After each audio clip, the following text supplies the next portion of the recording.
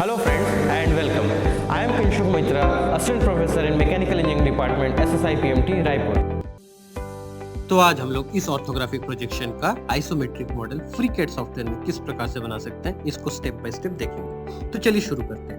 तो जैसे कि हम यहाँ पे देख पा रहे हैं कि यहाँ पे जो है आपको थोड़ा सा कंपैरेटिवली कॉम्प्लिकेटेड दिखने लगेगा इसका front view top view side view, because बहुत सारे लाइंस एक साथ जो है मौजूद है, तो इसलिए जो है आपको यहाँ पे लग सकता है कि इसमें किससे शुरुआत करें। तो सबसे पहले जो है हम इसको इस तरह से देखते हैं कि देखिए टॉप व्यू में जो है थोड़ी सी क्लैरिटी ज़्यादा आ रही है, तो हम टॉप व्यू से शुरू कर रहे हैं। आप इस चीज़ में जो है फ्रंट व्यू में कंपैरेटिवली अगर इसको कंपेयर करके देखेंगे तो फ्रंट व्यू में आपको जो है नंबर ऑफ स्टेप्स ज़्यादा लगेंगे इसको क्रिएट करने में। That's why we will start with top view. तो इसमें जो है हम सबसे पहले रेक्टेंगल बनानी है। आप चाहें तो जो है इसमें जो है रेक्टेंगल न भी बना सकते हैं, जैसे कि मैंने अपनी यहाँ पे जो है वर्टिकल लाइन को डिलीट कर दिया, बिकॉज वर्टिकल लाइन की यहाँ पे कोई ज़रूरत नहीं है। आप इसको चाहे तो इस प्रकार से बना सकते हैं कि रेक्टेंगल बना के उसको एक्सट्रूड कर ले और साइड के दोनों को जो है एक बार बना के मिरर करके भी क्रिएट कर सकते हैं। तो whichever we feel like आप दोनों तरीके से बना सकते हैं।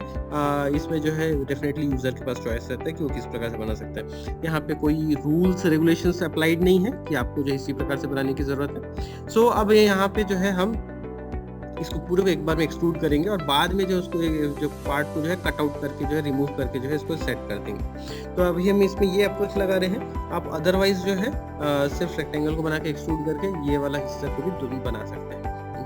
सो जब सबसे पहले हम यहाँ पे जो है सबसे पहले स्केच करेंगे। स्केच करने के बाद इसको जो है फुल्ली कंस्ट्रेंट स्केच के रूप में जो है बनाएंगे। उसके बाद जो है हम इसको जो है आगे कंटिन्यू करेंगे। जैसे कि हम हमेशा से करते आए हैं उसी प्रकार से जो है यहाँ पे भी इसको जो स्केच को कंप्लीट करके फुल्ली कंस्ट्रेंट स्केच बनाएंगे और फिर जो है इसको आगे कंटिन्यू करेंगे। इसमें जो है हम सबसे पहला चीज़ जो यहाँ पे देखेंगे कि यहाँ पे जो आपको जो है आर्क के बाजू में अगर आप जो टॉप व्यू में देखें तो डबल लाइंस दिख रही है। तो ये डबल लाइंस के पीछे का रीजन क्या है? तो डबल लाइंस जो है एग्जैक्टली आपको फिलेट को रिप्रेजेंट करती है। तो यहाँ पे जो है आपका डबल लाइंस जो है फिलेट को दिखा रहा है। सो यहाँ पे जब भी आपको डबल लाइंस दिखे या तो वो चैम्फर को रिप्रेजेंट कर रहा है या फिर वो जो है फिलेट को रिप्रेजेंट कर रहा है। तो इसमें जो है आप कभी भी कंफ्यूज ना हो, यहाँ पे डबल लाइंस मतलब क्यों ऐसा दिख रहा है। साथ में जो है यहाँ पे आप देखेंगे कि जो है और भी जगहों पे आपको इसी प्रकार का डबल लाइंस देखने को मिलेगा। वो सारे जो डबल लाइंस जैसे कि साइड व्यू में आपको देखने को मिलेगा, तो वो सारा चीज़ जो है कहीं ना कहीं फिलेट को ही रिप्रेजेंट कर रहा है। फिलेट की वजह से क्या होता है कि जो है वो एज जो है दो एजेस में कन्वर्ट हो जाते हैं और इसलिए जो है वहाँ पे डबल लाइन देखते हैं, बिकॉज मेन वाला एज खत्म हो जाता है और साइड बाई जो थोड़ी सी दूर पे जो है दो ठोक जो है पैरेलल एजेस जो है बन के चलने लग जाते हैं। तो इसलिए जो है आपको फिलेट में हमेशा जो है इस प्रकार से दो एजेस देखने को कॉमनली मिलता है। सो अब जो है अब क्योंकि जो है हम यहाँ पे जो है कंस्ट्रेनिंग कर रहे हैं, तो यहाँ पे इसको जो है हम कंस्ट्रेनिंग करते हुए हम इसको जो है सबसे पहले एक्सट्रूड के साथ शुरू करेंगे, यानी कि पैड। तो FreeCAD सॉफ्टवेयर में जो extrude tool commonly is known as pad, तो हम यहाँ पे पैड के साथ शुरुआत करेंगे। तो देखने में भले ही ये जो है बड़ा ही कॉम्प्लेक्स टाइप का जो है स्केच दिखने को लग रहा है, खास करके जो अगर हम इसमें जो देखें कि तीनों ही front view top view side view सभी में जो है क्रिएशन इस प्रकार से ड्यू टू मेजरली फिलेट वगैरह की एडिशन की वजह से कि जो है हो सकता है कि किसी को इसको चीज़ समझने में दिक्कतें हैं। सो ऐसे वक्त में जो है आपको जो है किसी एक पर्टिकुलर व्यू को मे बी आप फ्रंट को ले सकते हैं, टॉप को ले सकते हैं, किसी एक व्यू के साथ जो है काम करने की शुरुआत की ज़रूरत है। जैसे कि मैंने यहाँ पे टॉप से किया है, ज़रूरी नहीं है कि आप जो है टॉप से शुरू करें। अगर आपको बिल्कुल ना समझ में आए तो आप जो है किसी भी एक व्यू के साथ बनाना शुरू कर दीजिए। आप सिंपली स्केच को बनाइए और उसको जो है उसके अदर व्यू साइड और यदि आप फ्रंट के साथ काम कर रहे हैं तो उसके साइड और टॉप व्यू के साथ उसको एक्सट्रूड कीजिए और धीरे धीरे बनाते जाइए। तो आप उसके बनाने के बाद आप उसको जो है चेक कर सकते हैं। यहाँ पे इसमें ऑप्शन दिया हुआ होता है कि आप इसको जो है एज इस ऑप्शन से हटा के उसको वायर फ्रेम ऑप्शन में लेके जाए और उसको जो है front view top view side view कर करके देखिए। तो इसमें जो आपको स्केच दिखेगा वो स्केच एग्जैक्टली आपको उस स्केच के साथ मैच करना चाहिए। तो आप इस तरह से जो फाइंड आउट कर सकते हैं कि वो स्केच आपके स्केच से क्यों मैच नहीं कर रहा है, कहाँ पे मैच नहीं कर रहा है। तो इस तरह से आप फाइंड आउट कर सकते हैं। तो not just for this particular sketch, आप किसी भी स्केच में जब भी आप काम करने जाए और अगर आपको खुद समझ जाए कि उसको कैसे बना सकते हैं, कौन से व्यू से अप्रोच करना है या कौन सी चीज़ क्या दिख रही है वो समझना है, तो आप सिंपली जो है आप उस चीज़ को बनाना शुरू कर दीजिए और उसको जो है आप वायर फ्रेम में ऑप्शन में ले जाके आप उसको जो है उसी व्यू में फ्रंट व्यू, जैसे अगर आप में चेक कर रहे हैं तो फ्रंट व्यू में चेक कीजिए कि जो है वो एग्जैक्टली वैसा क्यों नहीं दिख रहा है या कहाँ पे मिसिंग जा रही है। तो इस तरह से जो है फाइंड आउट करना इनिशियल लेवल पे बहुत ईजी हो जाता है और इससे जो है आपको क्लैरिटी आ जाती है डिज़ाइन की या एग्जैक्टली जो है इंजीनियरिंग ग्राफिक्स की आपको समझ आ जाती है, जिसके थ्रू की जो है आप बहुत ईजिली जो है आगे सारी चीज़ों को जो है बना पाते हैं। सो अदरवाइज़ क्या होता है कि आप जो है ये प्रॉब्लम जो है आपके साथ हमेशा रह जाता है और आप इस प्रॉब्लम से कभी बाहर नहीं आ पाते हैं। सो अब क्योंकि जो है मेरा जो है पहला स्केच जो है फुल्ली कंस्ट्रेंट हो चुका है, हमने उसको पैड भी कर लिया है, तो अब हम आगे बढ़ रहे हैं। हम जो है इसके ऊपर जो जैसे फ्रंट व्यू में हमको जो है इसका जो है एक आपको जो है स्टेप दिख रहा था, वो हमने जो है इस प्रकार से स्केच करके जो इसको जो स्टेप बना लिया है। अब अगर हम जो है टॉप व्यू में देखें तो सर्कल्स दिख रहे हैं मेरे को 4 और उसका जो है कटआउट कितना कितना हुआ वो हमको फ्रंट व्यू में दिख जा रहा है, साथ में साइड व्यू में ऑब्वियसली दिख पा रहा है। फ्रंट व्यू में क्लैरिटी है कि जो है 2 होल्स एक तरह से है और 2 होल दूसरी तरह से है, यानी कि दोनों के डेप्थ्स में फर्क है, इसलिए हम एक साथ चारों को नहीं बना सकते थे, इसलिए हमने 2 को बना के कर लिया। अब हम जो है दूसरे 2 को बनाएंगे क्योंकि इनका डेप्थ जो है लिमिटेड है, इसलिए हम इनको जो है दूसरे बार बनाएंगे। बिकॉज एक साथ जो है अगर हमने सारे स्केच किए रहते चारों के चारों सर्कल, तो हम उसको जो है एक्सट्रूड भी एक साथ बराबर से होता सारे और चारों सर्कल एक इक्वल डेप्थ के हो जाते, तो इससे जो है हमारा जो है पर्पस फुलफिल नहीं हो पाता। तो इसलिए हम जो है दूसरी बार में जो है इस दोनों सर्कल को जो है बना रहे हैं और ये जो 2 सर्कल है इन दोनों सर्कल को ऑब्वियसली जो है इनका डायमेंशन दे देंगे, दोनों को इक्वल कर देंगे, उन दोनों के बीच की दूरी, सिमेट्री, ये सारा चीज़ फिट करके जो है इसको फुल्ली कंस्ट्रेंट बना के इसको भी जो है एक्सट्रूड करके रिमूव कर देंगे, यानी कि पॉकेट करना है। तो अब जो है यहाँ पे आपका ये पूरा इस तरह से बन चुका है। अब हम आगे बढ़ेंगे तो अब जो है यहाँ पे जो है और भी बहुत सारी चीज़ें जो ऐड ऑन करने की बाकी है, जैसे कि आप यहाँ पे देख सकते हैं नीचे से इस प्रकार से कटआउट हुआ सा दिख रहा है, जिसका कि जो है टॉप व्यू में आपको डॉटेड हुआ में विजुअल है और साथ में जो है आपको जो है फ्रंट व्यू में जो आपको नीचे से जो है रेक्टेंगल बना हुआ है जिसके कि नीचे का लाइन मिसिंग है, इसका मतलब कि पूरा कटआउट हुआ है जिस वजह से नीचे की लाइन मिसिंग हो जा रही है।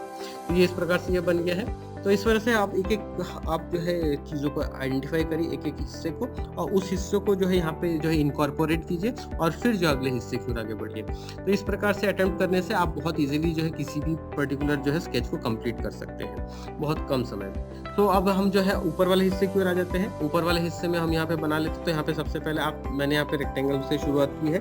आप चाहे तो इसको लाइन टूल से भी बना सकते हैं क्योंकि इसमें जो रेक्टेंगल के मेरे को तीनों लाइन काम में आ जाएंगे और बस आखिरी वाला लाइन को जो है हमने जो आर्क के थ्रू जो कन्वर्ट कर लिया तो एक लाइन को डिलीट करना पड़ रहा है। तो रेक्टेंगल कंपैरेटिवली मैं जल्दी बना पाता हूँ, तो इसलिए जो है हम रेक्टेंगल को लिए।